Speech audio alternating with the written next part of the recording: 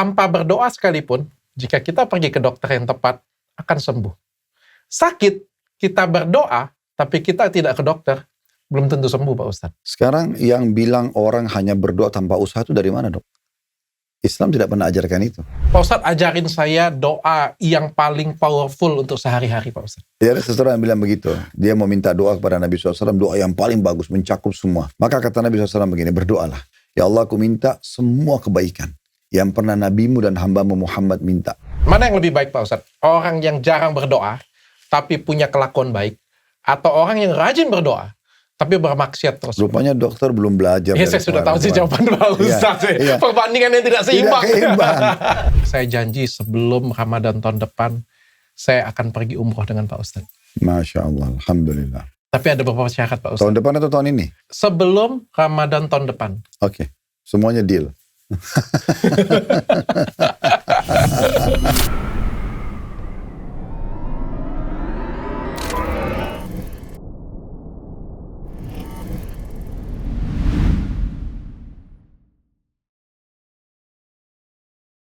Bismillahirrahmanirrahim. Assalamualaikum warahmatullahi wabarakatuh. Waalaikumsalam warahmatullahi wabarakatuh. Bismillahirrahmanirrahim. Pak Ustadz, saya sebelum mulai dari podcast ini, niat saya 5%, 10%. Tapi ini bismillah ini saya untukkan untuk, saya janji sebelum Ramadan tahun depan, saya akan pergi umroh dengan Pak Ustadz. Masya Allah, Alhamdulillah. Tapi ada beberapa syarat Pak Ustadz. Tahun depan atau tahun ini? Sebelum Ramadan tahun depan. Saya pengen mempersiapkan diri saya lebih matang. Oke. Kalau saya sudah dari awal kan saya ngomong dengan Pak Ustadz kan kemarin kan. Bahkan Pak Ustadz yang salah satu orang yang pertama begitu dengar saya masuk Islam, Pak Ustadz salah satu orang pertama yang telepon dengan saya pada waktu itu. Ngajakin saya haji. Saya ngomong, waduh saya belum siap, saya bilang kan. Masya Allahnya ternyata bimbingan Pak Ustadz selama 1 bulan ini berpengaruh banyak banget ke saya. Saya yang rasanya pengen pergi. Ini bukan Pak Ustadz yang ngajak. Saya yang rasanya kepengen mau pergi. Alhamdulillah. Tapi saya ada beberapa permintaan dengan Pak Ustadz. Okay. Yang pertama, saya mohon dibimbing oleh Pak Ustadz. Dari dulu saya selalu bilang saya orang bodoh, saya nggak pinter, saya minta bimbingan. Yang kedua, saya mau bayar sendiri. Saya nggak mau gratis Pak Ustadz. Yang ketiga, kalau boleh diizinin saya ajak karyawan saya Pak Ustadz. Oke, semuanya deal. Tapi ini keinginan dari saya Pak Ustadz. Jadi ini lebih apa ya? Menurut saya tuh, nggak tahu kalau menurut Pak Ustadz. Menurut saya yang paling penting dalam agama itu adalah keinginan dari diri sendiri Pak Ustadz sebenarnya. Daripada orang lain Pak Ustadz. Menurut Pak Ustadz bagaimana Pak Ustadz? Benar, tapi kan biasanya dia untuk memunculkan keinginan sendiri itu kan biasanya ada motivatornya dulu. Ya mungkin ajakan orang gitu kan. Mungkin ada satu kejadian apa yang akhirnya membuat kita jadi tertarik. Kalau muncul tiba-tiba tanpa sebab itu jarang sekali terjadi. Ya mungkin karena dokter sudah mulai belajar, sudah juga pernah mendengarkan penawarannya. Mungkin penasaran, mungkin pernah melihat cuplikan pada saat di Mekah seperti apa contohnya. Nah semua itu memang akan menjadi motivasi akhirnya muncullah keinginan sendiri. Tadinya saya takut Pak Ustadz.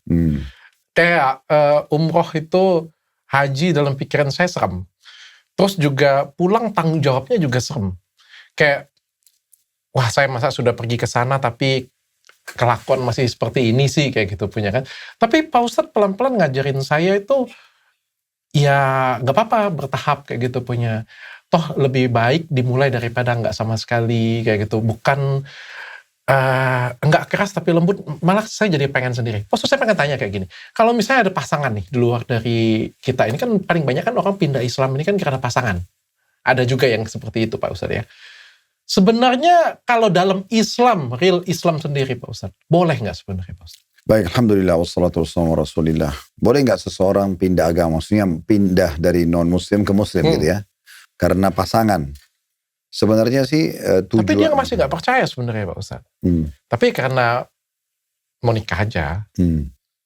Iya selalu kalau di pihak saya, kalau ada yang datang ke masjid atau dari kantor mau masuk Islam, selalu pertanyaan pertama saya itu, bisa nggak jelaskan ke saya sebentar atau ringkas saja apa sebabnya mau masuk Islam? Memang ada yang datang bawa calon pasangannya. Semalam pun di Masjid Nurul Iman di Blok M itu ada orang asing, pemain bola di salah satu klub di Indonesia mau masuk Islam karena dia mau nikah sama orang Indonesia gitu kan. Dan si perempuan ini mempush dia untuk ayo masuk Islam dulu baru bisa nikah dengan saya. Nah gitu. Nah ini atau misalnya ada yang mau menikah karena faktor ekonomi. Dia pikir dari setelah menikah mungkin dapat pekerjaan atau dipekerjakan atau yang semisalnya. Atau memang faktor politik karena Indonesia mayoritas Muslim. Nah biasanya ada yang menjawab ini, ada yang menjawab itu. Ada juga yang mengatakan tidak, saya memang karena baca Al-Quran, terjemahan saya tertarik, saya memang karena cari kebenaran dan saya temukan, nah seperti itulah. Nah kalau yang terakhir itu semuanya saya dukung, tapi kalau yang awal ini saya minta agar diubah dulu niatnya. Kalau yang tadinya karena pernikahan diubah, memang karena mengetahui kebenaran agama Islam itu sendiri. Kemudian kalau kena ekonomi juga sama, kalau kena politik juga sama. Kenapa? Karena Islam itu kan agama dok, panduan hidup. Syahadat kurang dari 1 menit. Asyhadu an la ilaha illallah, asyhadu anna Muhammadar Rasulullah. Walaupun belum diterjemahkan, sebenarnya dia sudah syahadat gitu kan. Nah setelah itu, Islam kan akan memandu hidup dia. Makanannya, minumannya, pakaiannya, pendapatan, pergaulan semua akan diatur oleh Islam. Maka jangan sampai karena dia tidak jadi menikah, karena dia tidak dapat pekerjaan, karena dia belum merasa aman, lalu dia tinggalkan agama ini. Nah itu kan sayang banget. Nah itulah mereka sangat lemah kalau sasarannya ke situ. Karena itu kita perbaikin dari awal niatnya. Lebih baik dia misalnya mau nikah nih sama seseorang.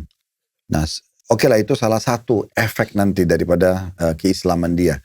Tapi dia harusnya minimal tahu apa ini yang agama ini kan akan saya gelutin gitu ya. Saya akan berstatus muslim, bisa saja KTP-nya berubah atau dia lakukan prosesi pernikahan dengan cara Islam pula. Dia akan interaksi dengan banyak keluarga calon pasangannya, suami atau istrinya yang muslim. Semua ini kan memang membutuhkan dia harus pelajari. Ya. Bukan berarti dia harus menjadi seorang alim atau ulama, tapi dia menjadi seseorang calon muslim yang faham. Dia sebenarnya akan harus seperti apa. Islam itu seperti apa garis besarnya. Nah seperti itu. Sehingga dia niat masuk Islam karena itu baru kemudian nanti dia proses menikah, dia partner bisnis dengan muslim, segala macam itu sudah terbuka sekali. Tapi kalau misalnya hatinya masih belum terbuka Pak Ustadz. Misalnya pasangan nih suami istri ya. Sebenarnya dia mau pindah ya karena ini. Tapi hatinya itu benar-benar, mohon maaf ya dia sampai ngomong dengan pasangan dia. Hati saya tuh benar-benar belum terbuka loh. Tapi saya mau nih kayak gitu punya. Tidak masalah. Apakah dia diterima Islam? Ya diterima. Gitu kan. Makanya dikatakan mu'allaf itu orang yang masih lemah hatinya. Tetapi tidak ada salahnya setelah dia syahadat dia belajar. Jadi pernah ada kejadian gini dok. Di masa Nabi Muhammad SAW ada seorang wanita julukannya Ummu Sulaim. Kebetulan suaminya meninggal dalam keadaan kafir waktu itu, menyembah berhala. Ada sahabat suaminya namanya Abu Talha. Abu Talha ini datang kepada Ummu Sulaim lalu mengatakan, saya ingin menikahimu. Setelah selesai masa iddah, proses meninggal suami ini ada kan masa pensucian rahim gitu ya. Saya ingin nikah. Maka kata Ummu Sulaim, lelaki seperti Anda gak ditolak. Siapa yang mau nolak laki-laki baik, punya jabatan, punya kekayaan, gak mungkin gitu. Dan saya pun, sekarang udah mengatakan saya janda dan saya masih muda, saya pun butuh pendamping. Tapi masalahnya, saya muslimah dan Anda seorang kafir.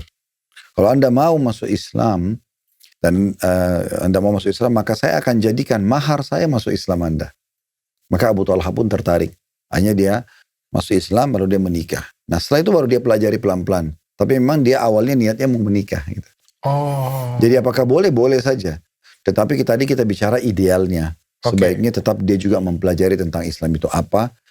Sebelumnya mungkin diambil gambaran globalnya. Ya mungkin kalau sekarang dia searching lah paling tidak. Atau dia dengar beberapa cuplikan ceramah tentang keutamaan Islam misalnya. Nah setelah masuk Islam dia juga menggeluti lebih dalam itu. Ya, lebih baik dia pelajari lebih dalam lagi. Supaya memang dia tahu agama apa yang sedang dia anut itu. Oke Pak Ustadz. Pak Ustadz hari ini kita pengen dengar Nabi Zakaria Pak Ustadz. Nabi Zakaria. Siapa itu Nabi Zakaria Pak Ustadz? Oke, Nabi Zakaria adalah salah satu dari nabi-nabi Bani Israel. Ya, Bani itu keturunan, Israel nama lainnya Nabi Yakub. Jadi setelah Nabi Yakub, semua nabi-nabi yang datang itu dari keturunan beliau. Kecuali Nabi Muhammad SAW. Kalau masih ingat di kisah Nabi Ibrahim kan kita bilang Ibrahim punya 2 orang istri. Sarah lahir Ishak diangkat jadi nabi. Dan dari istri yang kedua Hajar lahir Ismail diangkat juga jadi nabi. Nah setelah 2 anak ini Ishak dan Ismail, maka lahirlah keturunan nabi-nabi. Dari Nabi Ishak ada Nabi Yakub. Ini nama lainnya Israel. Israel. Ya. Israel itu ada hubungan dengan Israel nggak, Pak Ustaz? Ya, mereka yang saya tahu orang-orang Yahudi sengaja menamakan itu karena namanya Nabi ini. Begitu. Oh. Memang Israel itu nama Nabi ini. Nama julukannya nama lainnya Nabi Yakub. Dan mereka kan mengkultus Nabi-Nabi Bani Israel itu. Di bawah Nabi Yakub kan ada Nabi Yusuf. Terus turun-temurun tuh. Musa, Daud, Sulaiman, Isa, Ilyasa, Zakaria, Ayub, dan seterusnya. Nah, ini semua Nabi-Nabi Bani Israel namanya. Nabi-Nabi keturunan dari Nabi Yakub. Oke. Nah, Nabi Zakaria salah satu dari keturunan Nabi Yakub. Makanya dikatakan salah satu dari Nabi-Nabi Bani Israel. Keturunannya Israel. Nah, Nabi Zakaria alaihissalam ini punya kisah unik tersendiri karena beliau diuji oleh Allah Subhanahu wa taala menikah cukup lama dan tidak punya keturunan. Nah, supaya lebih lengkap ceritanya, Nabi Zakaria ini sebelum dinobatkan jadi nabi, dia itu adalah imam Masjid Aqsa. Ya, Masjid Aqsa di Palestina itu dia imamnya. Dia dulu partner dengan Imran. Imran ini ayahnya Maryam. Oke. Ayahnya Bunda Maryam. Nah, jadi Imran sama Zakaria ini adalah sahabat dekat. Oke. Dan dua-duanya imam, saling berganti jadi imam, sholat di situ. Imran ini menikah dengan seorang wanita bernama Hanna. Hanna ini ibunya Maryam. Oke. Ya. Sementara Zakaria menikah sama adiknya Hamna bernama Isa. Ya. Nah, seperti itu kurang lebih. Jadi sebenarnya Nabi Zakaria ini sebelum jadi nabi dengan Imran itu selain sahabat dua-duanya imam masjid, dua-duanya juga jadi ipar-iparan karena istri mereka bersaudara. Oke. Nah, dari Imran sama Hamna lahirlah Maryam. Oke. Dari Zakaria sama Isa itu lahirlah Yahya. Nabi Yahya. Nah, dua-dua anak mereka, Isa dan Yahya, diangkat jadi nabi. Nah, begitu. Nah, sekarang kita kerucutkan dulu ke bahasan Nabi Zakaria. Karena sebenarnya kalau kita bahas Nabi Zakaria ini sangat erat hubungannya Zakaria, Yahya, sama Isa. Tiga nabi ini nabi-nabi terakhir Bani Israel dan hidupnya sezaman. Oh, oke. Posisi Nabi Zakaria itu sebagai ayahnya Nabi Yahya. Oke. Ya. Posisi Nabi Isa itu sepupunya Nabi Yahya. Karena Nabi Isa ini Yesus. Yes. Oke. Yesus, ya. Nah, itu Nabi Isa namanya. Isa putra Maryam. Nah, seperti itu disebutkan dalam Al-Quran. Jadi secara keluarga ini mereka keluarga. Satu keluarga. Dan mereka hidup sezaman. Dan masing-masing disuruh berdakwah di Bani Israel. Nah, gitu. Nah, Nabi Zakaria ini yang sangat terkenal kisahnya dalam Al-Quran adalah dia setelah meninggalnya Imran. Dan Imran ini meninggal sementara istrinya Hamna itu dalam kondisi hamil. Dan mereka ini, Imran sama Hamna ini berharap sekali anak yang dikandungan mereka sebelum Imran meninggal, dan kebetulan dia meninggal istrinya lagi hamil, itu yang lahir anak laki-laki. Karena harapannya agar bisa menjadikan posisi ayahnya sebagai imam Masjid Aqsa pada saat itu. Nah, ternyata Allah takdirkan berbeda. Lahirlah Maryam, justru wanita. Makanya dalam surah Al-Imran, surah nomor 3 dalam Al-Quran, namanya keluarga Imran, disebutkan ayahnya Bunda Maryam, ya. Maryam alaihissalam, wanita yang sangat suci dan mulia, memang begitu dimuliakan dalam Al-Quran. Sampai Allah namakan pun surah namanya surah Maryam, surah nomor 19. Dan di awal surah disebutkan kisah Zakaria, Yahya. Dan akhirnya kisah Maryam. Ini berentetan semua kisahnya. Nah, yang jelas pada saat itu lahirlah Maryam, dan ibunya yang bernama Hamna mengatakan, ya Allah, sungguhnya aku telah melahirkan dan anakku perempuan, dan engkau lebih tahu maksudnya apa rahasianya ini. Tadinya dia berharap agar bisa menjadi imam Aqsa, dan perempuan tidak mungkin. Maka aku berlindung, ya Allah, minta mohon padamu, lindungilah dia dan keturunan dari syaitan yang terkutuk. Gitu. Dan akhirnya Maryam pun menjadi wanita paling suci pada saat itu di muka bumi. Karena tidak pernah bertemu dengan laki-laki, interaksi sama laki-laki lawan jenis. Selalu dia di mihrabnya, tempat ibadahnya. Dan sampai sekarang di bagian bawah Baitul Maqdis, Masjid Aqsa itu, ada satu ruangan di pojok sekali di bawah itu, diyakini tempat ibadahnya Maryam. Baik oleh orang-orang Yahudi atau Bani Israel, dan juga sebagian besar umat Islam yang ada di Palestina. Saya pun pernah menginjakkan kaki ke lokasi itu. Karena di Uhud Tour kan kita buat paket umrah plus Aqsa. Nah, itu bisa kita ke situ tuh. Nah, intinya lahir dari Maryam, dan Allah muliakan Maryam karena ayahnya adalah orang soleh Imran. Lahirlah dari keturunannya Maryam Isa. Tapi tanpa disentuh oleh laki-laki. Begitu disebutkan dalam Al-Quran sebagai tanda-tanda kebesaran Allah subhanahu wa ta'ala. Jadi pada saat Maryam lagi di mihrabnya, maka malaikat Jibril datang dan menyampaikan. Dalam surah Maryam digambarkan begitu, sungguhnya Allah akan meniupkan ruh pada rahimmu. Engkau akan hamil. Maryam pun bertanya, bagaimana bisa terjadi saya hamil sementara saya ini belum pernah disentuh oleh laki-laki. Dan saya juga bukan seorang perempuan yang tidak benar gitu. Nggak mungkin. Maka kata Jibril AS, begitulah takdirnya Allah. Allah menentukan maka terjadi. Maka hamillah dia, kemudian dia melahirkan Isa, itu nanti dalam kisah Nabi Isa AS. Nah, Zakaria AS yang tadi kita bilang istrinya dia, yang bernama Isa, itu adalah saudarinya Hamna, yang berarti tantenya Nabi Isa nanti gitu ya. Itu juga berharap sekali punya anak, tetapi mereka diuji oleh Allah SWT. Setelah Imran meninggal, Zakaria menjadi imam di Masjid Aqsa, terus berdoa sama Allah agar dikasih anak. Tapi istrinya mandul. Beberapa riwayat menyebutkan terkena satu ujian penyakit dalam bahasa Arab namanya Ummu Subyan. Maksudnya perempuan yang setiap kali hamil pasti gugur, hamil gugur gitu. Setelah lama berdoa, dalam surah Maryam disebutkan Nabi Zakaria berdoa, ya Allah, sungguhnya tulang-tulangku sudah lemah, ya kan? Rambutku semua sudah putih, sudah sangat tua. Sebagian ahli sejarah menukil riwayat mengatakan umur beliau sudah pada saat berdoa itu sudah umur 90 tahun. Nah, atau 100 tahun ya. Maka dia bilang, tapi aku tidak pernah putus asa dengan berdoa kepadamu ya Allah. Tolong berikan kepada keturunan yang bisa melanjutkan estafet peribadatan ini gitu ya kepadamu. Maka Allah pun akhirnya mengutus Jibril alaihissalam sementara Zakaria lagi di mihrabnya di Baitul Maqdis. Itu berita gembira kalau istrinya Isa akan hamil. Oh. Ya, dan di umur yang sudah sangat tua. Umurnya sudah antara 80 sampai 90 tahun. Sementara Nabi Zakaria sendiri sudah 100 tahunan. Maka akhirnya Hamna pun hamil pada saat itu. Dan Allah lahirkan anak laki-laki yang Allah berikan nama dari sisinya Yahya. Oh. Nah, Yahya ini juga punya rahasia sendiri. Yahya itu artinya hidup. Kenapa dinamakan Yahya? Karena ibunya, istrinya Nabi Zakaria, Isa tadi itu setiap kali hamil selalu gugur. Maka pada saat dia hamil, dia khawatir sekali keguguran lagi karena dia masih berharap punya keturunan. Maka Allah memastikan dalam Al-Quran kepada Nabi Zakaria dan istrinya Isa bahwasanya anak ini nanti tidak akan mati seperti saudara-saudaranya yang lain. Oleh karena itu namanya dari sisi Allah Yahya, artinya hidup. Oh, oke. Ya. Akhirnya lahirlah Yahya. Dan dari kecil memang Allah subhanahu wa ta'ala sudah menobatkan dia menjadi nabi. Jadi satu-satunya nabi yang sudah dinobatkan jadi nabi waktu dari kecil, itu adalah Nabi Yahya. Oh, ya. Bahkan dari sebelum lahir berarti Pak Ustadz? Iya, jadi pada saat dia lahir itu, ayatnya itu, dan kami jadikan dia sebagai nabi Sobiya, pada saat dia masih kecil, masih bayi. Jadi penobatannya itu dari masih bayi. Ya gitu. Wah, kekuatan doa luar biasa ya. Bahkan wanita umur 80 sampai 90 tahun masih bisa hamil. Iya. Saya berdoa semoga sponsor kita mendapatkan berkah. Bisa aja masuk. Hari ini saya pakai sarung mangga Sasa yang menurut aku ini kenyamanan yang sudah menjadi bagian style. Dan jujur yang aku rasain waktu pakai mangga Sasa, ini adalah motif terbaru dari sarung mangga. Desainnya simple, clean, tapi justru di situ kelihatan kelasnya. Bahannya adem banget, ringan dan nyaman dipakai. Dipakai santai enak, dipakai ibadah enak, dipakai acara juga kelihatan keren. Nggak harus banyak gaya, tapi auranya premium banget. Cocok banget untuk kamu yang pengen tampil modern, tenang, dan berkelas tanpa ribet.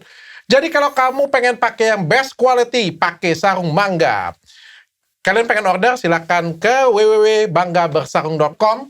Kita semua bangga bersarung mangga. Dan bagi kalian semua yang pengen jualan emas, ini gila sih harga emas sih. To the moon, bener-bener ya. Gila. Yang lagi investasi emas, lagi gacor ini ya. Kalian silahkan jual ke pusatemas.id ya. Jadi di pusatemas.id itu ada alat yang bisa ngukur. Jadi dia, kalian bisa jual emas dengan rasa aman. Benar-benar precise ya, mau karatnya berapa, jelas semuanya. Nggak ada tipu-tipu, nggak ada bohong-bohong. Jadi kalian bisa jual dengan harga yang paling tinggi. Nggak ada surat, nggak jadi masalah. Patah, nggak jadi masalah. Rusak, nggak ada masalah. Karena kita bisa ukur karatnya itu lebih jelas dan lebih real. Ya, jadi harganya kasih tertinggi. Makanya tagline-nya selalu jual emas dengan rasa aman. Pengen jual emas dengan rasa aman, silakan ke pusatemas.id. Pak Ustadz, dari Nabi Zakaria tadi yang saya pelajarin adalah tentang kekuatan doa, Pak Ustadz. Saya izin bertanya, mohon maaf kalau pertanyaan saya tidak sopan, tapi saya pikir pertanyaan ini pasti banyak banget ditanyakan, terutama adalah orang-orang yang ateis, orang-orang yang ngerasa dirinya pinter, berpendidikan tinggi kayak gitu kan. Beberapa lah teman-teman kita kayak gitu punya. Mereka merasa doa ini sebenarnya adalah psikologis aja, sugesti aja sebenarnya. Doa itu benar-benar punya kekuatan yang luar biasa, atau sebenarnya hanya kekuatan dari sugesti saja, Pak Ustaz? Nah, memang dia betul.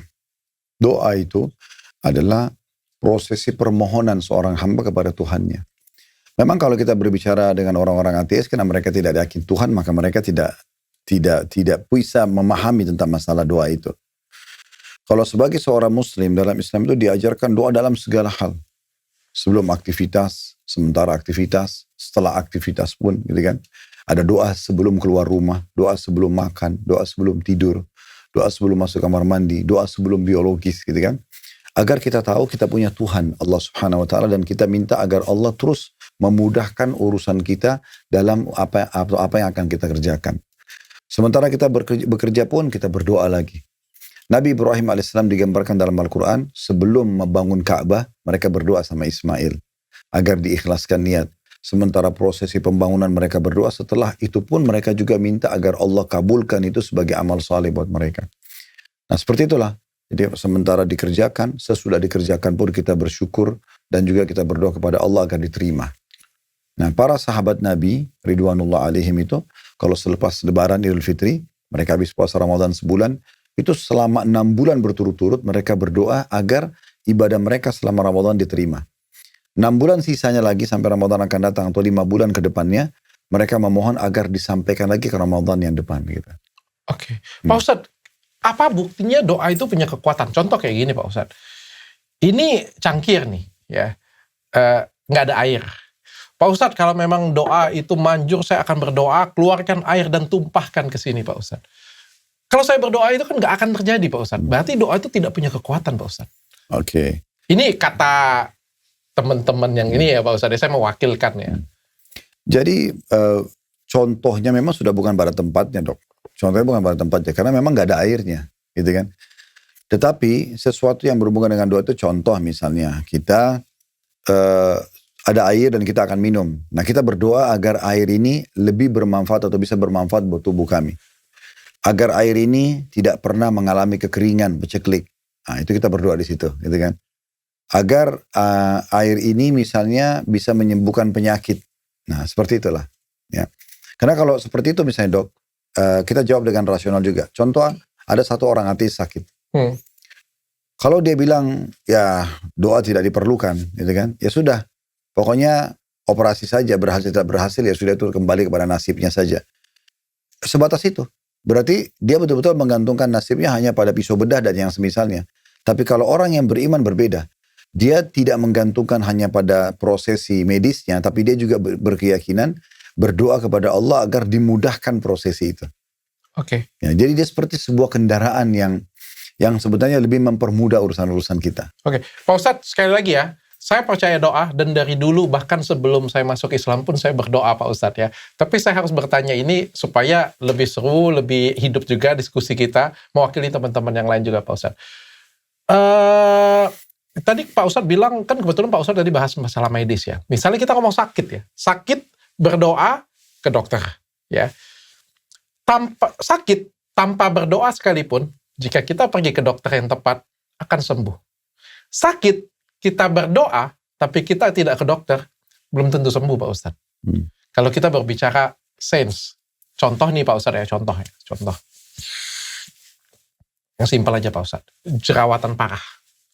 Ini jagoan saya nih Pak Ustadz. Jerawatan parah, jerawatan semua muka yang harus pengobatan dokter, harus datang ke klinik kecantikan, contohnya Pak Ustadz. Dia datang ke klinik saya tanpa doa nih Pak Ustadz. Bukan Islam, tanpa doa, atau ya orang lain lah kita ngomongnya, bukan agama Islam ya. Saya bisa sembuhkan Pak Ustadz. Saya tidak pernah ngelihat pasien jerawat yang nggak bisa saya sembuhkan. Pasti saya bisa sembuhkan, asal komunikasi dengan saya dengan baik. Tapi kalau misalnya menurut saya pasien jerawat itu yang tingkat yang sama ya Pak Ustadz ya, grade 4 atau jerawatnya parah banget, cuma berdoa saja, saya bilang tidak akan. Sekarang yang bilang orang hanya berdoa tanpa usaha itu dari mana, Dok? Islam tidak pernah ajarkan itu. Islam mengajarkan adalah kombinasi antara doa sama upaya. Sekarang saya lagi lapar. Islam gak pernah ngajarin kamu berdoa saja supaya laparmu hilang. Gak pernah itu. Tapi berdoa sambil ikhtiar makan. Kan gitu. Okay. Berobat sambil ikhtiar juga doa sambil ikhtiar berobat. Nah itu yang benar. Bikinlah saya kenyang tapi gak makan. Ya gak mungkin kan gitu. Nah, jadi memang tidak ada Islam mengatakan kamu berdoa aja gak usah ikhtiar. Itu gak ada. Sepakat semua ulama-ulama muslim bahwasanya digabungkan antara doa sama ikhtiar. Cuma beda, ikhtiar itu maksudnya upaya ya. Kayak berobat tadi, kayak makan, mengunyah makanan dan segala macam gitu. Nah sampai juga pernah ada contoh begini. Di zaman Umar bin Khattab radhiyallahu anhu, ada beberapa orang selepas sholat Jumat, mereka duduk di masjid. Mereka nggak keluar gitu. Nah sementara umumnya umat Islam taunya, terutama laki-laki, mereka keluar mencari rezeki. Mereka keluar. Terutama habis sholat Jumat, habis sholat itu dalam surah Al-Jum'ah Allah mengatakan begitu. فَإِذَا قُضِيَتِ الصَّلَاةُ فَانْتَشِرُوا فِي الْأَرْضِ وَابْتَغُوا مِنْ فَضْلِ اللَّهِ. Kalau selesai sholat Jumat maka kalian nyebarlah di muka bumi, cari karunia Allah. Kita disuruh bergerak. Nah sebagian orang yang duduk-duduk di masjid. Lalu Umar tanya bin Khattab, ini sahabat Nabi sekalian mertua Nabi. Radhiyallahu anhu, beliau mengatakan, kenapa kalian di sini? Mereka bilang kami orang-orang yang bertawakal kepada Allah. Maksudnya kami duduk aja di sini, kami berdoa saja. Ya ada datang makanannya, ya kalau enggak ya sudah. Umar marah sama mereka. Umar mengatakan, apa yang kalian lakukan ini? Tidak pernah ada contoh dalam agama seperti ini gitu kan. Kenapa kalian hanya mengatakan bertawakal kepada Allah, serahkan pada Allah sementara kalian tidak ikhtiar. Dan kalian tahu Allah tidak pernah takdirkan langit menurunkan, menghujankan emas dan perak. Lalu Umar mengusir mereka kalau dari masjid suruh bekerja. Jadi memang tidak pernah dalam Islam itu disuruh doa saja, nggak usah ikhtiar, nggak mungkin. Ya kan itu. Lapar supaya hilang cuma doa, haus supaya hilang cuma doa, gitu. Ngantuk supaya hilang ya cuma doa, nggak usah tidur, nggak mungkin. Okay. Tapi harus ada kombinasi di antara keduanya. Nah bedanya sama orang ateis, mereka cuman ikhtiar saja tapi tidak ada doa. Kita orang beriman tidak dikombinasi. Tapi orang ateis ikhtiar aja bisa sukses juga Pak Ustadz. Tidak semua dong. Kalau sifatnya cuma manusiawi, seperti misalnya gini, saya sebenarnya tanpa doa, saya lagi lapar nih, yang penting saya makan pasti saya sudah kenyang. Ya memang itu semua juga orang tahu. Allah juga menciptakan seperti itu. Tapi pasti dong, ada di mana detik-detik dalam hidup mereka pasti membutuhkan doa. Pasti membutuhkan doa. Seperti misalnya contoh, Allah menggambarkan tentang orang-orang dulu penyembah berhala, paganis ya. Orang-orang di Jazirah Arab itu, mereka dulu sering bawa patung-patung mereka. Jalan kemana-mana sambil minta keberkatan sama patung-patung itu kan. Nah satu waktu, ada satu sahabat Nabi namanya Ikrimah. Waktu itu dia masih yakin dengan Tuhan-Tuhannya yang patung-patung. Dia melarikan diri dari kota Mekah karena gak mau masuk Islam. Tiba di atas kapal, dihantam oleh ombak yang keras. Lalu masing-masing orang ikhtiarnya. Ada di situ orang yang sembah berhala, minta-minta sama patung. Ada orang yang tidak yakin Tuhan. Lalu dia coba ikhtiar sendiri. Dia loncat di laut, dia mau selamatkan dirinya. Ada yang coba berpegang pada kayu gitu kan. Ternyata kapal ini betul-betul menghancurkan banyak hal. Tapi pada saat itu, waktu sudah puncak-puncaknya, sudah sampai pada level mereka yakin tidak bisa lagi selamat. Maka tiba-tiba ini yang menyebabkan Ikrimah ini masuk Islam. Karena dia tahu selama ini Nabi Muhammad SAW di Mekah sampaikan kita ada Tuhan loh. Tuhan itu Esa, tidak ada sekutu bersamanya. Dia maha mendengar, maha mengetahui, dia memenuhi kebutuhan. Nah itu diingat sama dia. Waktu mereka sudah betul-betul putus asa, udah gak bisa lagi. Yang pegang patung dilempar patungnya. Yang berpegang pada kayu, salah satu tiang dari tiang-tiang kapal. Atau yang mau loncat pun kena takut dengan ombak dan air. Hanya mereka mengatakan tanpa mereka pungkiri, mereka mengangkat tangan ke langit sambil mengatakan Tuhan selamatkan kami. Itu alami sekali dan Al-Quran menggambarkan itu. Artinya kalau di saat-saat genting sekali, mereka akan kembali kepada fitrahnya. Oke. Mereka akan tahu mereka punya Tuhan. Cuma bedanya, kalau orang Islam, orang Nasrani, orang Yahudi kan, dia ngerucut ke Tuhan namanya Allah. Nah kalau yang lain itu karena tidak kenal agama, maka mereka larinya ke pohon, ke batu, gitu kan, ke obat yang dituhankan gitu-gitu. Jadi dia kepada ini berarti tidak ada yang lain. Nah, seperti itu. Ada yang menarik Pak Ustadz. Pak Ustadz pernah nonton film Pike nggak Pak Ustadz? Oh nggak pernah. Saya kalau film jangan ditanya. Saya cerita sedikit Pak Ustadz. Okay. Itu film lucu banget Pak Ustadz. Dan itu salah satu film favorit saya Pak Ustadz. Jadi di film itu ada menceritakan seorang alien datang ke bumi. Terus waktu datang ke bumi, dia tuh kaget. Wah, dia bilang bumi ini luar biasa, dia bilang. Di planet aku aja, kita tuh nggak pernah tahu siapa yang ciptain kita. Di bumi ini katanya, mereka tahu siapa yang ciptain mereka katanya kan. Mereka, ya pokoknya dia kan datang pakai alat kalung untuk manggil UFO gitu ya. Intinya kalung itu dicuri orang, dirampok. Film India ini Pak Ustadz, dicuri orang, dirampok, terus dia kehilangan, jadi dia nggak bisa pulang. Karena dia nggak bisa pulang, dia cari kemana-mana kan, cari di mana ini kalung aku, di mana cari kalung. Orang bilang, itu, kalau kamu cari tempat, itu tempat ibadah di sana. Jadi dia pergi ke tempat ibadah sana. Di tempat ibadah sana, dia bilang, oh, ini ada patung nih katanya, kan patung Hindu kalau nggak saya salah ya. Kamu minta dengan dia, pasti dikabulin. Diambil ya kan. Terus dia teks dulu, dia bilang kan, dia kayak gini punya, dia kayak gini kan, dia kayak gini. Ada yang kasih duit. Ada yang kasih duit, dia bilang kan, wah, luar biasa, dia bilang happy banget dia kan. Wah, hebat ini dewa ini kan. Tolong balikin kalung aku. Gak dapat dia kan, dia balik lagi ke penjual jualan itu. Dia bilang, habis baterai, dia bilang. Dia bilang habis baterai, dia bilang. Soalnya aku minta kalung aku gak dikasih, katanya, habis baterai, katanya. Terus katanya, oh, kata penjualnya agak curang juga kan. Ya, kau beli yang kecil. Coba kau beli yang besar. Permintaannya lebih besar. Oh, kalau yang besar itu besar, katanya kan. Intinya dia beli yang besar, dia gak dapat apa-apa. Terus dia datang lagi ke tempat sana ibadah, katanya, oh kok jangan di sini, katanya, kok jangan sini. Kok pergi ke sana? Dia pergi ke masjid. Sampai di masjid, dia masuk, harus lepas ini, harus ini. Dia mohon sampai, ya intinya dia sujud kayak gitu punya. Oh, nggak bisa kok dapat di sini, katanya. Pergi ke sana, ke gereja. Dia pergi lagi ke gereja. Sampai gereja, sampai dia bingung. Ya, sampai ada nyanyiannya, itu bagus sekali. Dia nyanyi, ya Tuhan aku tuh bingung, kok tuh ada berapa? Kok ada banyak? Ada yang bilang, harus minum wine. Ada yang bilang nggak boleh minum wine. Ada yang bilang harus puasa. Ada yang bilang nggak boleh makan babi. Ada yang bilang jangan makan ini. Banyak kali kau ini, katanya. Ya udah kayak gini aja. Ku ikutin semua perintah itu, katanya. Itu filmnya sangat jadi kayak seorang bayi yang menemukan agama. Seorang bayi yang menemukan bayi kecil yang pengen menemukan agama, dan endingnya itu sangat bagus sekali. Berarti cerita ini cocoknya dokter Cita bukan ke saya, ke orang ateis itu.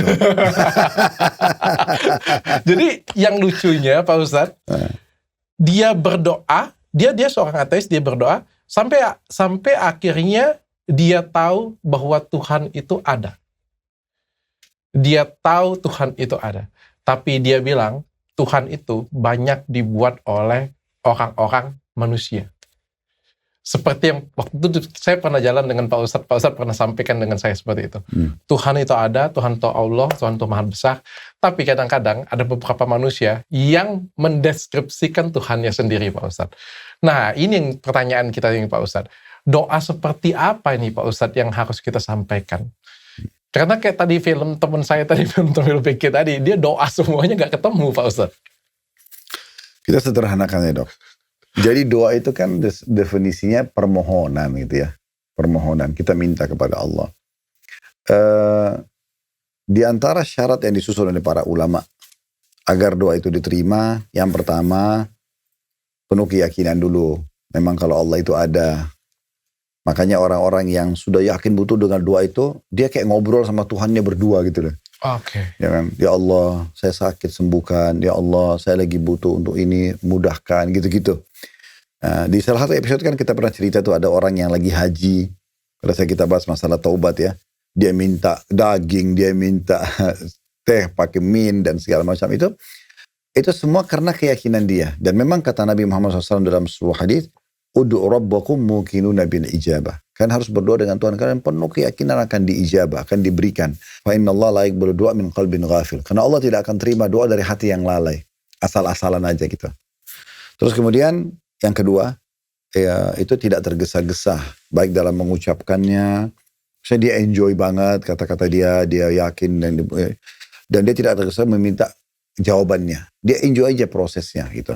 Seperti orang kalau sedang ngajuin proposal untuk permohonan kepada dirut perusahaan untuk dinaikkan gaji atau jabatannya, maka tentu tidak mungkin setelah dia ajukan dia langsung gebrak-gebrok pintunya. Ayo kapan nih? Dia nggak maksa.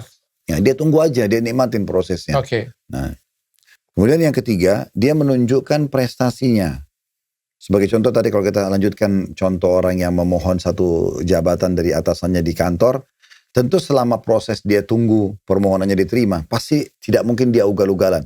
Dia akan coba menunjukkan yang terbaik lah. Dia lebih tepat datang waktu, lebih tepat datang kerja, waktunya maksudnya. Kemudian dia juga lebih cepat menyelesaikan pekerjaannya. Prestasinya tampak lah supaya memang auditnya mengatakan oh pantas nih. Nah seperti itu. Kemudian yang keempat itu dia jauhkan diri dari permintaan-permintaan yang haram dan pendapat-pendapat haram. Kata Nabi SAW dalam hadis, bagaimana seseorang rambutnya acak-acakan, tidak punya alas kaki, bajunya kotor. Lalu dia mengatakan, wahai Tuhanku, sementara makanan, minuman, dan pendapatannya atau pakaiannya haram. Jadi harus dihindari gitu ya. Nah itu termasuk. Kemudian juga yang kelima, dia tidak meminta. Jadi tadi kan dia tidak mengkonsumsi yang haram. Kalau yang kelima, dia tidak meminta yang haram. Contoh misalnya, minta supaya dikasih apa untuk dia gunakan maksiat kepada Allah. Nah kalau syarat-syarat ini terpenuhi dengan izin Allah Subhanahu Wa Taala, maka akan bisa diterima doanya gitu. Nah pertanyaannya dari film PK tadi Pak Ustadz, ini saya kutip dari dia aja Pak Ustadz, karena filmnya sangat bagus menurut saya, itu mahakarya sih. Dia bilang apa buktinya Allah itu mendengar, dia berdoa kan, dia datang ke suatu tempat, dia berdoa, dia bilang kan, bahkan dia melakukan persembahan. Dia bilang mana tanda terimanya dia. Jadi kalau misalnya kayak doa, dia bilang mana tanda terimanya? Ya kan aku harus ada tanda terima dong. Siapa tahu Tuhan gak. Terus Tuhan kok bisa mendengarkan semua banyak orang doa, dia bilang. Nah itulah namanya Tuhan. Kalau manusia cuma dengar 1-2 orang. Kalau Tuhan itu berarti dia pencipta kan. Dia harusnya bisa mendengarkan semuanya. Makanya sifat-sifat Allah itu kan maha mendengar, maha mengetahui, maha melihat. Di atas semuanya gitu. Tanda terimanya apa Pak Ustadz? Kalau doa kita itu sudah didengar. Jadi gini, dari mana kita tahu doa kita diterima? Itulah tanda terimanya lah ya. Sekarang contoh, ya Allah, saya sakit, saya mengatakan ya Allah sembuhin saya. Apakah Allah akan lemparkan obat dari langit? Atau ya Allah mudahin jodoh saya? Apakah Allah akan lemparkan manusia? Atau kita mengatakan ya Allah berikan saya rezeki? Apakah Allah akan lemparkan uang atau emas dari langit? Jawabannya tidak. Allah menciptakan sebuah sistem dikenal dengan sunnatullah, sistem yang Allah buat. Contoh pergantian siang malam. Kita walaupun tidak suka malam, tetap harus kita lalui. Itu sistem. Mau nggak mau, ada kan dia. Siang juga sama, itu ada sistem, mau tidak mau. Nah sistem ini termasuk kita kalau lapar, walaupun kita berdoa nih, ya Allah hilangkan lapar saya. Dia tidak, prosesnya itu sistemnya Allah buat. Nanti jawaban doa itu adalah kita punya ide untuk mau makan apa, lalu kita kunyah dulu. Di proses khusus baru laparnya hilang. Kita nggak capek nih. Allah tidak langsung tiba-tiba ya Allah capek, Allah hilangkan. Allah buat kita ngantuk, kita istirahat lalu kemudian hilang capeknya. Itu namanya sistem yang Allah buat, gitu kan? Mau nggak mau. Tidak bisa orang bentur dengan sistem. Sekarang masih bayi, kita nggak bisa bilang sama anak kita, saya berdoa sekarang nak misalnya. Dia belum bisa ngomong. Atau dia sudah mulai bisa ngomong, kau berdoa sekarang. Supaya langsung tiba-tiba sekarang kau 17 tahun umurmu. Gak bisa karena sistem Allah itu dia harus melalui proses bayi, anak-anak, remaja, sistemnya. Jadi tidak bisa bentur dengan sistem itu. Nah dari mana saya tahu doa saya diijabah kalau saya minta ya Allah sembuhin saya? Misal saya ketemu sama dokter nih, saya semalam berdoa nih sholat tahajud. Lalu kemudian Allah terima doa saya. Saya ketemu dokter pagi harinya, ngobrol-ngobrol secara umum, bukan ngobrol masalah penyakit. Tapi gak sengaja nyinggung penyakit saya misalnya. Dok, saya sakit ini. Dokter bilang, oh setahu saya ada obat yang bagus, obat ini mereknya ini, coba beli deh. Nah sebenarnya itu jawaban dari doa kita. Oh. Allah berikan jawaban dengan sistem yang ada. Nanti ini loh melalui orang ini kamu akan sembuh. Oke. Nah sama dengan jodoh. Allah gak lemparin manusia tapi tiba-tiba ada yang tawarin adiknya, ada yang tawarin anaknya. Kita cenderung dengan seseorang. Oke. Nah kemudian juga sama dengan rezeki. Tiba-tiba misalnya kita lagi gak ada uang nih. Ada yang tawarin kita bekerja. Ada yang tawarin kita bisnis. Misal contoh. Ada yang bawa mobilnya. Ini saya mau jual mobil. Tapi kau mau beli gak? Sekarang kita gak ada duit. Kita jangan buru-buru nolak. Bisa saja itu sinyal dari permintaan rezeki kita. Mungkin kita tidak bisa beli. Tapi kita bisa tawarkan orang lain. Menjadi maklarnya lalu dikasih uang misalnya. Itu contohnya. Oke. Pak Ustadz kenapa ada doa yang cepat dijawab. Tapi ada doa yang lama dijawab Pak Ustadz? Di alam manusia aja dok. Misal. Kalau kita minta sesuatu pada orang. Apakah semua langsung spontan dikasih? Pasti ada yang melalui proses. Tergantung berat atau besar atau kecil permintaannya. Saya kalau cuma minta sama dokter. Dok saya haus dok tolong mintain air. Kan gampang banget. Oke. Tapi kalau saya bilang dok tolong pinjamin uang 100 miliar. Oke. Pasti kan dokter masih pelajari dulu dong. Ini bisa nggak bayar nanti? Untuk apa? Dan segala macam. Nah, dilihat keseriusan saya dalam memberikan jaminan. Oh, ini ada surat rumah, ini ada ini. Nah, kan gitu dok. Itu di alam manusia. Nah, itu cara memahaminya. Oh, bukan karena sinyal ya Pak Ustadz ya. Sampai kalau di film itu kayak ada sinyal, ada yang bisa cepat, ada yang lambat, tergantung enggak ya Pak Ustadz. Tergantung berarti doa, ikhtiar, dan tergantung kesulitan atau kemudahannya Pak Ustadz. Betul, kadar permintaannya. Makanya di Nabi Zakaria, karena dia minta anak dari istri yang mandul, Allah, dan dia berdoa itu puluhan tahun. Allah jurikan anak di saat sudah sampai, jadi kayak kalau zaman dulu atau sampai sekarang di mana di radio di mobil kita ya, kita kalau mau dengerin volume dibesarin kan ada garis 1, 2, 3 gitu-gitu. Iya. Nah, saya gambarkan biasanya di pengajian seperti itu dok. Jadi sebenarnya kita tuh kalau makin besar volumenya, makin rutin kita berdoa, makin kuat kita memohonnya, itu sebenarnya makin dekat ijabahnya. Beda dengan orang yang cuma bilang, ya Allah sembuhin saya. Habis itu sekali dia berdoa, habis itu sebulan gak berdoa, seminggu gak berdoa. Ini kan berarti dia berada di garis 1 terus gitu. Nah, coba saya pengen tanya kayak gini Pak Ustadz. Mana yang lebih baik Pak Ustadz? Orang yang jarang berdoa, tapi punya kelakuan baik, atau orang yang rajin berdoa, tapi bermaksiat terus? Rupanya dokter belum belajar. Ya, saya sudah tahu sih jawaban Pak Ustadz. Iya. Perbandingan yang tidak seimbang. Tidak seimbang. Harusnya pertemukan antara orang yang rajin berdoa, dua-duanya A sama B, tapi yang satunya lebih ikhlas. Iya. Tapi kayak gimana kalau misalnya orang yang berdoa, tapi dia doa yes, maksiat yes. Ani-ani yes, simpenan no. Allah Maha Adil. Doanya diberikan pahala, dosanya diberikan hukuman. Oh. Allah Maha Adil. Makanya sering saya kasih gambaran begini. Kalau seorang muslimah, dia nggak pakai jilbab. Dia berdosa dengan tidak pakai jilbab. Karena dia harus tutup aurat kan dalam Islam begitu. Yang boleh nampak wajah dan telapak tangan. Tapi bagaimana hukumnya seorang wanita yang tidak pakai jilbab, pada saat azan dikumandangkan, dia bawa mukennah, dia pakai mukennah di musola, lengkap tertutup auratnya semua. Cuma mukanya yang kelihatan, dia wudu, dia hadap kiblat, betul-betul gerakan bacaan sholat. Apakah sah sholatnya? Sah sholatnya. Allah dengan kemahadilan tidak menumpatindihkan antara sholat dia yang tutup aurat dengan tidak tutup aurat di luar waktu sholatnya. Allah Maha Adil dengan itu. Walaupun dia berdosa dengan tidak tutup auratnya. Berarti ditimbang nanti Pak Ustadz. Ya, jadi umumnya seperti itu. Ada beberapa memang jenis-jenis dosa tertentu yang memang merusak yang lain. Seperti kesyirikan, kekufuran, itu memang ada. Tapi yang lainnya, kalau yang lain tuh, yang selain daripada itu biasanya tidak berhubungan satu sama yang lain. Umumnya ya, dia pasti terpisah gitu. Oh, Pak Ustadz kalau misalnya doanya untuk yang jelek-jelek Pak Ustadz. Kan kalau Pak Ustadz pernah ngajarin cara berdoa minta apa saja. Nah kalau misalnya doa minta yang jelek, contohnya, ya Allah saya lagi korupsi, lagi tender nih, muluskanlah tender saya supaya bisa goal. Gak bakal diterima. Lah ya betul. Karena Allah itu kata Nabi SAW, tayyib la yaqbalu illa tayyibah. Allah itu suci, bersih, tidak terima kecuali yang suci dan bersih. Ya Allah, saya lagi judi slot, gacorkan ya Allah. Ya gak bakal diterima. Kalau dia harusnya bilang begini, ya Allah saya sedang terjerumus dengan fitnah atau godaan syaitan untuk korupsi, gantikan saya rezeki yang lebih baik, keluarkan saya dari sini. Nah begitu. Bismillah lagi gacor. Itu boleh gak Pak Ustadz? Gak bisa, itu malah mengolok-olok agama dok. Karena dia tahu itu tidak boleh dalam Islam. Judi tidak boleh. Lagi judi kayak gini Pak Jampanya. Bismillah ya teman-temannya, Bismillah ya. Bismillahirrahmanirrahim. Gacor! itu nggak benar karena dia tidak memposisikan pada tempatnya dok. Oh itu tidak memposisikan. Nah kalau misalnya kayak gini Pak Ustadz. Sorry ya, ini pernah terjadi Pak Ustadz ya. Ini kan contoh doang ya. Kalau misalnya ada dua perusahaan nih, kita bicara bisnis supaya dokter lebih tangkap. Karena bisnis bisa lebih paham itu. Dua perusahaan punya SOP yang berbeda. Tapi pegawai misalnya A dan B. Pegawai perusahaan A menggunakan SOP perusahaan B. Pasti tidak akan diterima oleh perusahaan A. Kenapa kau buat seperti ini? Kan perusahaan sana bolehkan. Itu dia, bukan saya. Di sini lain peraturannya. Pak Ustadz kalau misalnya doanya dapat jodoh lagi Pak Ustadz misalnya. Doa ya Allah saya pengen poligami atau saya pengen dapat istri lagi, boleh nggak Pak Ustadz? Boleh nggak masalah. Selama tidak dilarang dalam agama, karena poligami nggak dilarang dalam agama. Boleh nggak saya punya anak satu, ya Allah berikan lagi saya anak yang kedua.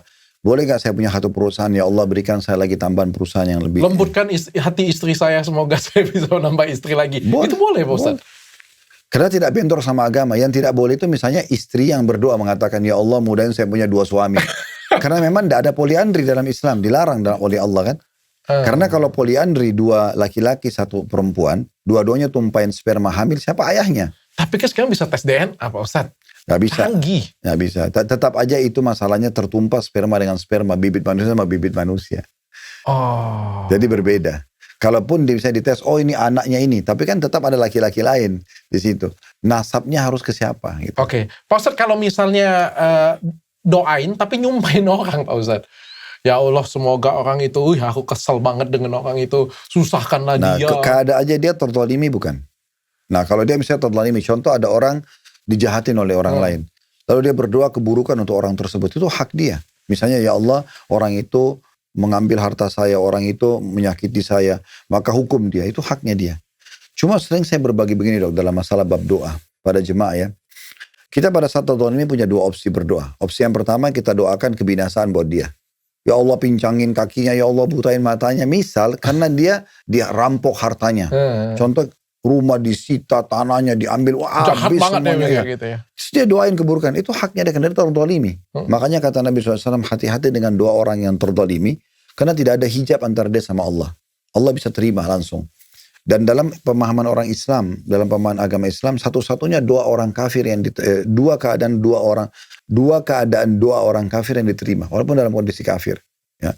Yang pertama dia kalau minta hidayah, misalnya dia mengatakan ya Allah berikan saya petunjuk mana yang benar dan salah, itu Allah kasih dia. Yang kedua adalah kalau dia tertolimi. Kalau ada seorang muslim pemilik perusahaan nih, ada pegawainya non muslim bekerja, dia nggak kasih gajinya, dia zalim. Kalau ini berdoa supaya ini dicelakakan, bisa diterima sama Allah karena dia tertolimi.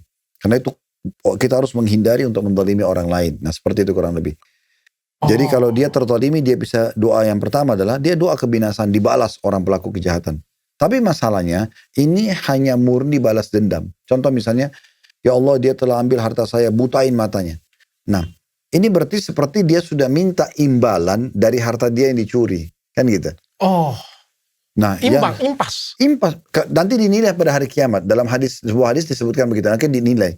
Apakah buta mata orang ini sudah seimbang impas dengan harta yang dirampok? Kalau belum, sisanya selisih dikasih kepada dia hari kiamat.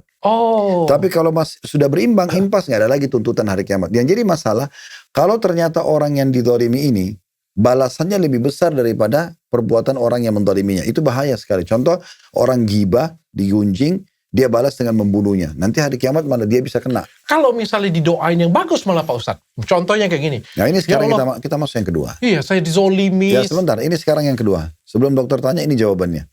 Jadi saya bilang tadi, orang tertolimi kan punya 2 cara doa. Yang pertama kurang efektif. Ini murni balas dendam tadi. Binasakan dia, butain matanya segala macam. Yang kedua adalah dia berdoa agar orang itu mendapatkan petunjuk. Agar dia menyadari kesalahannya dan mengembalikan hak. Itu jauh lebih tepat. Karena kalau diterima oleh Allah SWT doa ini, maka orang itu pada saat dia berubah, dia akan mengembalikan hak kita.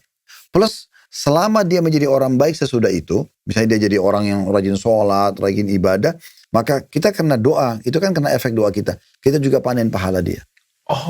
Makanya dalam Islam itu dok, yang namanya balas dendam itu harus dihapus dari kamus kita. Dalam kamus seorang muslim, balas dendam, putus asa, itu semua tidak ada. Nggak ada selesai. Gitu. Ya Allah, semoga orang-orang yang menzolimi saya mendapatkan hidayah. Nah itu dia. Kita berdoa begitu. Amin. Nah Allah kabulkan nih. Dia dapat hidayah dok. Langsung kemudian dia datang minta maaf. Saya berapa kali praktekin ini. Ada saja orang yang pernah berbuat zalim itu datang terus minta maaf. Gitu kan. Depan mata saya disaksikan. Oh ternyata begini ya. Dahsyatnya doa itu. Cuma memang orang tidak rasakan kecuali orang yang punya keyakinan. Oke. Tapi kalau misalnya kita sudah doain orang, tapi orang itu terus menerus jahatin kita terus Pak Ustadz. Jadi gini dok, doa tadi saya bilang salah satu asasnya itu adalah keyakinan. Kalau dokter yakin Allah terima, sebenarnya diijabah. Berapa kali banyak contoh dalam masalah dari kisah orang-orang soleh dulu. Mereka minta dijauhkan, diselamatkan. Itu Allah selamatkan betul-betul. Ya. Oke. Pak Ustadz, kalau doa kita lebih bagus pakai bahasa Indonesia atau pakai bahasa Arab Pak Ustadz? Pakai bahasa yang kita fahami. Kalau itu doa hajat namanya. Doa kebutuhan kita pribadi. Contoh misalnya kita mau minta kesehatan, minta keturunan, minta pasangan, minta rezeki. Oke, kita hadap kiblat, kemudian kita baca Alhamdulillah. wassalatu wassalamu ala rasulillah. Puji Allah, baca salat pada Nabi Muhammad SAW, lalu kita berdoa. Dalam bahasa Indonesia, ya Allah, mudahin urusan saya, ya Allah, mudahin begini dan begitu. Itu kalau doa hajat. Kalau doa itu sifatnya adalah doa yang sudah ditentukan oleh Nabi SAW, tempatnya, waktunya, dalam bahasa Arab. Contoh doa masuk kamar mandi. Karena doa itu dibaca, kalau mau masuk kamar mandi, Allahumma inni a'udzubika minal khubuthi wal khaba'ith. Ya Allah, aku berlindung kepadamu dari syaitan laki-laki dan syaitan perempuan. Kalau keluar dari kamar mandi, dengan kaki kanan kita membaca ghufranak, pengampunanmu wahai Tuhanku. Ini sudah ditentukan. Doa mau makan, bismillah, habis makan, alhamdulillah. Ini sudah ditentukan. Kita pakai bahasa Arab, gitu kan? Sudah ditentukan. Nah, kalau tadi yang hajat pertama, oke, kita sampaikan hajat kita dalam bahasa yang kita mudah gitu ya. Apa aja ya Pak Ustadz ya? Bahasa Indonesia, bahasa Palembang boleh. Boleh. Bahasa Batak boleh, bahasa boleh semua ya, bahasa daerah juga boleh Pak Ustadz ya. Nggak ada masalah ya Pak Ustadz ya. Oke Pak Ustadz, tapi kalau ada yang berdoa sampai frustasi Pak Ustadz, saya sudah berdoa bertahun-tahun, nggak terkabul, padahal doa saya cuma misal Pak Ustadz ya, minta rizki gitu ya. Tapi bertahun-tahun saya dibuat susah. Udah, saya nggak percaya lagi dengan Allah. Ini kalau seandainya ya. Oke. Jadi kita jawab juga ini kan kalau seandainya terjadi gitu ya. Tapi tadi salah satu syarat yang saya bilang doa diterima ini susun ulama, selain yakin juga tidak tergesa-gesa. Kalau masih ingat tadi saya bilang. Karena Nabi SAW bilang begini, yustajabu li ahadikum malam ya'jal. Pasti seseorang dari kalian akan diterima doanya selama tidak tergesa-gesa. Maka sahabat bertanya kepada Nabi SAW, wa mal istijal, apa ciri-cirinya orang tergesa-gesa? Kata Nabi SAW, yaqulu da'utu wa lam yustajabu li fataraka doa. Dia bilang, saya sudah berdoa lalu dia tinggalkan, saya belum lihat hasilnya, maka dia tinggalkan doa. Mungkin tinggal sekali lagi dia berdoa, mungkin tinggal sehari lagi, mungkin tinggal sepekan lagi, tapi dia berhenti. Itu termasuk orang yang tergesa-gesa. Maka seorang mukmin dia akan terus merengek dan manja pada Tuhannya sampai dia melihat hasilnya. Selama yang dia minta tidak mengubah sunnatullah, sistem yang Allah buat. Contoh, dia gak suka malam, dia bilang ya Allah hilangkan malam. Gak mungkin itu. Atau laki-laki tidak suka perempuan, dia sakit hati lalu mengatakan ya Allah binasakan semua perempuan. Gak mungkin, itu ciptaan Allah gak bisa berubah. Tapi sesuatu yang tidak bentrok, contoh kisah Nabi Zakaria yang sedang kita bahas. Hamil itu adalah fitrah, Allah ciptakan. Jadi kalau ada yang mandul, itu cuma sebagai ujian. Bisakah Allah hilangkan? Bisa, karena memang itu tidak bentrok dengan sistem yang umumnya Allah buat. Harusnya manusia itu memang diciptakan untuk populasi. Tapi kalau kayak gitu nggak mungkin Pak Ustadz. Contoh misalnya kayak gini, seorang istri yang sudah steril, sudah nggak mungkin hamil, kita bilang seperti itu ya. Di steril itu beda dok ya. Ya, atau misalnya dia divonis mandul tidak bisa hamil ya, karena tubanya terikat atau tubanya tertutup jalannya, atau ovariumnya tidak ada kayak gitu ya. Terus kita berdoa seperti itu masih mungkin Pak Ustadz? Masih mungkin. Itulah yang terjadi di kisah Nabi kita ini. Makanya Allah menyebutkan dalam Al-Quran sesungguhnya pada keadaan Nabi Zakaria ini sehingga masih punya anak di umur tua, itu terdapat tanda-tanda kebesaran Allah di situ. Jadi memang Allah menunjukkan itu boleh, mampu, Allah bisa memberikan asal dia mau. Sebagaimana Nabi Isa lahir dalam keyakinan umat Islam itu tanpa ayah, bisa semua terjadi. Karena itu fitrah Allah SWT bisa ciptakan. Pak Ustadz ajarin saya doa yang paling powerful untuk sehari-hari Pak Ustadz. Ada seseorang datang kepada Nabi Muhammad SAW bilang begini, ya Rasulullah ajarkan saya doa yang Jadi kayak kalau misalnya sudah mencakup semuanya. Iya, saya kalau misalnya ke gamers itu ngomong, tolong dong itemnya yang paling bagus. Itu tapi mintanya dengan Pak Ustadz tolong dong itemnya yang paling bagus, doanya kayak gimana ya Pak Ustadz? Jadi ada seseorang yang bilang begitu, dia mau minta doa kepada Nabi SAW, doa yang paling bagus, mencakup semua. Maka kata Nabi SAW begini, berdoalah. Allahumma inni as'aluka khaira ma sa'alaka minhu nabiyyuka wa abduka Muhammadin sallallahu alaihi wasallam. Ya Allah, aku minta semua kebaikan yang pernah nabimu dan hambamu Muhammad minta. Nabi Muhammad pernah minta apa aja? Kesehatan, keselamatan, kemenangan. Kita nggak usah rincikan, kita cuma bilang, ya Allah, berikan kepadaku semua apa yang terbaik yang pernah nabimu dan hambamu Muhammad SAW minta. Wa a'udzu bika min syarri ma adza bihi nabiyyuka abduka Muhammadin sallallahu alaihi wasallam. Aku berlindung kepadamu dari semua yang nabimu dan hamba Muhammad pernah berlindung darinya. Nabi pernah berlindung dari sihir, dari kejahatan orang, dari kekalahan dan segala macam, itu kita sudah minta langsung. Itu doa yang paling ringkas. Doa yang lain juga, Rabbana atina fid dunya hasanah wa fil akhirati hasanah wa qina adzabannar. Ya Allah, berikanlah aku semua yang terbaik di dunia, semua yang terbaik di akhirat, dan selamatkan aku dari api neraka. Tidak apa-apa yang terbaik dari kesehatan, dari keturunan, dari pasangan hidup, dari kebahagiaan, semua kasih di dunia. Di akhirat itu surga terbaik juga berikan. Nah, gitu. Oke, Pak Ustadz, ini pertanyaan terakhir tapi ini menarik Pak Ustadz. Seorang istri, ini paling sering saya dapat ya Pak Ustadz. Seorang istri yang menemukan pasangannya selingkuh Pak Ustadz. Suaminya selingkuh. Lalu dia berdoa Pak Ustadz. Benar nggak seperti itu Pak Ustadz? Berdoa apa maksudnya? Ya dia berdoa ya semoga suaminya bisa berhenti selingkuh Pak Ustadz. Itu bisa nggak sih suami berhenti selingkuh karena doa Pak Ustadz? Bisa, bisa banget. Allah kasihkan hidayah. Allah berikan petunjuk pada dia. Ada satu ulama Saudi bernama Syekh Shinkiti, Muhammad Shinkiti. Beliau ini setiap kali ada orang yang konsultasi, beliau selalu tanya, sampai di mana ikhtiar kamu? Sudah apa yang kamu lakukan? Oh, saya sudah pernah begini, saya sudah pernah begitu. Intinya setelah selesai baru dia tanya, kamu bisa umroh nggak? Kalau orang itu bilang bisa, dia bilang pergilah umroh dan berdoalah depan Ka'bah di kiblat kaum muslimin. Maka satu waktu ada suami istri konsultasi sama beliau. Waktu itu ceritanya belum ada handphone. Tahun 1980-an cerita ini. Dia telepon lalu dia ceritakan dia. Waktu itu saya dengar masih dari kaset ya. Wow, jauh sekali. Sebelum DVD, sebelum CD, sebelum DVD. Apalagi kalau sekarang sudah sangat jauh. Tapi masih kaset itu saya dengar. Dan sekarang masih ada saya lihat dipindahkan ke media-media canggih yang sekarang di Facebook. Itu masih ada potongan-potongan ceramah itu. Saya bilang begini, orang suami istri kita melulu, dia bilang syekh itu kayak seorang alim gitu, kiai atau ustadz kalau kita. Saya punya 3 orang anak, semuanya perempuan dan 3-tiganya sudah menikah. Yang 2 ini tidak ada masalah, tapi yang satu ini selalu masalah sama suaminya, selalu ribut, selalu ada masalah, pokoknya intinya masalah aja terus sampai mereka tuh sering hampir setiap 2 hari sekali datang lagi, terus kami tengahi lagi, nggak ada kebahagiaan dalam rumah tangganya. Apa yang harus kami lakukan? Kami sudah coba menengahi, kami sudah coba nasihatin. Lalu kebetulan suami istri tinggal di kota Madinah dan syekhnya ini ada di Riyadh. Ditanya sama dia. Itu di ibu kota Saudi ya. Kalian tinggal di mana? Di Madinah. Bisa nggak kalian umroh? Kata mereka berdua, bisa. Kami bisa umroh. Karena Madinah ke Mekah kalau naik mobil itu pribadi bisa 4-5 jam maksimal udah sampai. Karena 400 kiloan gitu. Bisa, oke. Kata syekhnya, saya sarankan kalian berdua pergi umroh hari ini.